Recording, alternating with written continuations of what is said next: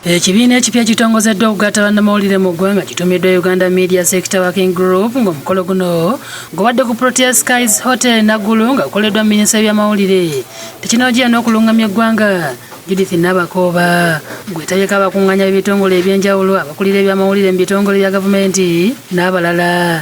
Minisita Nabakooba ategeeza nti nga gavumenti bakweyambisa ekibiina kino okutereeza ensobi eziri mu mulimu gw'amawulire kubanga bangi ku bannamawulire babadde bagana okugoberera amateeka g'obukiiko obwassibwawo gavumenti okulondola n'okuwabula mu mulimu gw'amawulire gamba ng'aka Media Council n'iju n'obulala. Nolidde nnyo gurupu eno nti ejja kutuyamba okulaba ngeri ki gye tuteekawo biragiro standard operating procedures ezisobola okuyamba munnamawulire okumanya obuvunaanyizibwa bwe ne bali ab'ebitongole ebikuumaddembe okumanya obuvunaanyizibwa bwabwe. Minisita Nabakooba era asiimye kampuni z'amawulire olw'okwekolamu omulimu ne batandikawo ekibiina kino bw'atyo n'akakasa nti bakukyeyambisa nnyo naddala mu kwogezeganya ne kampuni zonna eziri mulimu guno okulaba nga basasula bulungi abakozi baabwe kikendeeza obutali bwenkanya obuli mu nsasula y'emisaala wamu n'okubatabaganya n'ebitongole by'ebyokwerinda ebibadde bitwala bannamawulire ng'abalabe.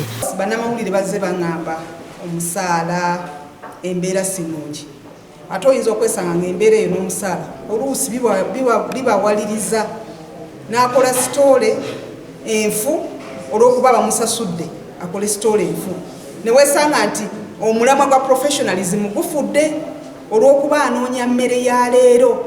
Oluvannyuma wabaddewo okubaganya ebirowoozo ku ngeri gye bagenda okutumbulamu omulimu gw'amawulire n'okukyusa embeera zaabwe.